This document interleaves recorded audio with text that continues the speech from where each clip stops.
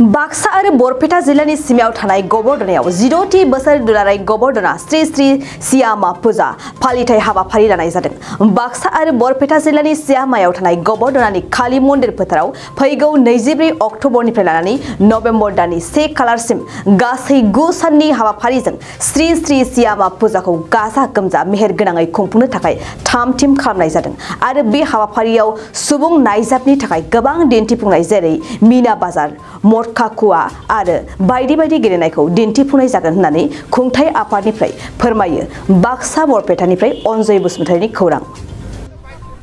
जोङो बेयाव बरपेटा रेल स्टेशननिफ्राय जों साहा गबर्धना जायगायाव जोङो नदिनिया कारजुसि नदिनिया लानानै जोङो दिनै फुजा फालिनो आखायाव लादों आरो बे फुजा फालिनायाव जोङो सिगांनो जोंनि बे बृहत्तर गबर्धना ओनसोलनि रायजोफोरा लोगोसे जानानै दिनै जोङो बे फुजाखौ 24 तारिखनिफ्राय आगान सुरनो ओंखारदों।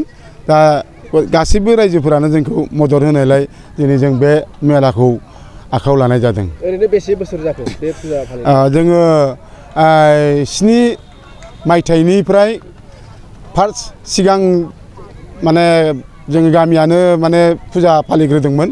बेनि उनाव जोङो साननैसो उनाव 2 बोसोरनि उनावनो जों बृहत्तर बे गबर्धना ओनसोलखौ लानानै जों मोनसे फुजा खालामनाय जादों आरो दिनै बे फुजाया फैयै फैयै माने 16 बोसोराव आगान सुरबाय। दिनै जोङो 16 बोसोराव आगान सुरदों आरो। ओरैनो बे मेलाजों लोगोसे मा ओरैनो दिन्थिफुंगोन आरो मा हाबाफारि थागोन? बे मेलाजों लोगोसे जोंहा बेयाव फैसालि सिङाव जोंहा सानफ्रोमबो जोङो मोनसे मेथाइ खननायनि मोसानायनि बादायलायनाय आखायाव लादों आरो लोगोसे ओनसोलनि गबर्धना ओनसोलनिफ्रायबो जोङो मोसानायखौ सिगां लादों। बेनिफ्राय जों गुबुन गुबुन जायगानिफ्राय जिल्ला नङा माने जोङो आसामनि गुबुन गुबुन जिल्लानिफ्रायबो फैनानै जोंनाव बे फैसालि सिङाव मोसानाय बादायलायनायखौ माने लाफैनो हागोन होनना जों आसा खालामदों। हारिमु मोनाबिलि दं आरो बे हारिमु मोनाबिलियाव जोंहा 31 आरो 1 अक्ट'आव 31आव जोङो हांख्रायनानै लाबोदों। जों अदालगुरिनिफ्राय इलिसा बर'ना मामोनलाय जायखिजाया इलिसा बसुमतारिखौ जों लाबोदों आरो लोगोसे 1 अक्ट'आव जोङो पापरि गगৈ जों बिथांमोनखौ जोंनि बे फैसालि सिङाव माने हारिमु माने दिन्थिफुंनो थाखाय रायजोनि गोजोननायनि थाखाय जों बिसोरखौ लाना फैनाय जादों। जोङो ओरैनो जोङो माने राजनिति हिसाबै नङा जोङो जेयाव लिरनानै लादों जे माने जायफोरा जोंनाव माने फैगोन बिथांमोननि नामखौ जोङो राजनितिनि होननानै बुंब्लाबो जेबो नङा, खिन्थु जों राजनिति हिसाबै जों लेंहराखै। जों बिथांमोना जोंनि जिथु बाक्सा जिल्लानि मथनगिरि समस्तिनि माने EM गौतम दासखौबो जों बेहाय लेंहरदों आरो 21 नं सालबारि समस्तिनि माने MCLA जय मोसाहारिखौबो जों लेंहरदों आरो लोगोसे माने जोंनियाव MLA आ जोंखौ माने बेलेग मोनसे उसुबिदा दं होननानै बुंदों, ओंखायनो MLA आ फैनो हाया होननानै जोंनो फोरमायहरदों। दा बिनि जायगायाव जोङो बै खमतापुरनि सासे सोद्रोमा प्रणब ज्योति बिथांखौबो जोङो नैबे हारिमु दिन्थिफुंनायाव आलासि महरै लेंहरनाय जादों। फेग्रा मुवानि सायाव जोंहा कमिटिया जोबोद गोख्रोङै नोजोर दं आरो जोङो बै गोख्रोङाव जोंहा जोंनि सोद्रोमाफोरा माने बेफोरखौ जोङो माने नायदिंगिरि होननानै जोङो कन्ट्रल खालामनाय बेबस्थाखौ जों लानाय जादों आरो। जोंहा CC केमेराया जोंहा माने 6था 6था आरो जों 6निफ्राय 7थाबो जों खालामनायनि बेबस्था लादों।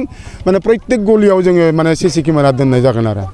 गिरिफोरखौथ' जोङो माने प्रग्रामनि जरियते जोङो दा माने फोरमायनाय जादों आरो दा मिडियानि थरै नोंथांमोना जितु फैनानै जोंनाव माने सोंलु लाफैनायनि उनाव नोंथांमोना जाहाथे फोरमायो मिडियानि माबायाव, दा ओंखायनो जों आसा खालामो मिडियायाबो जाहाथे जोंनि फोसावनायखौ जाहाथे मोजाङै फोसावनो हायो, रायजो राजाफोरा जाहाथे मोजाङै फैनानै जाहाथे बेहाय नायफैनायजों लोगोसे माने हारिमु नायफैनायजों लोगोसे मोसानाय बादायलायनायावबो बाहागो लाफैयो।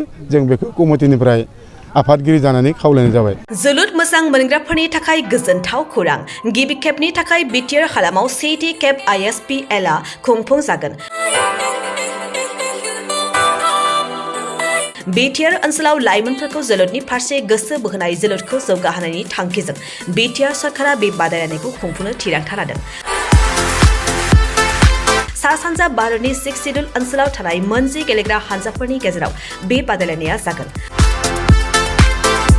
बादायलायनाया फैगौ 9 अक्ट'बरनिफ्राय जागायनानै 23 अक्ट'बरसिम सोलिगोन।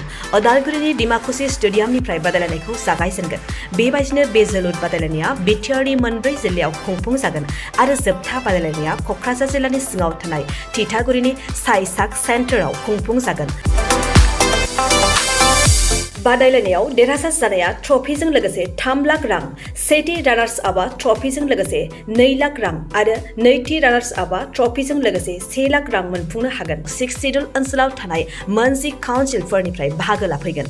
फारि बायदियै Tripura tribal areas autonomous council, Khasi hills district autonomous council, Jaintia hill district autonomous council, Garo hills district autonomous council, Lai autonomous council, Mara autonomous district council, Chakma district autonomous council, Karbi Anglong autonomous council, Dimasa Hasao autonomous council, Bodoland territorial region. बेखायनो सा सानजा भारतनि जोलुर गेलेनायखौ मोजां मोनगिरि रायजो राजाफ्रा थिखानाय खालार आरो जायगायाव लैहोर लैहोर फैनानै जोलुर गेलेनाय रंजाथायखौ लाफैनो हागोन।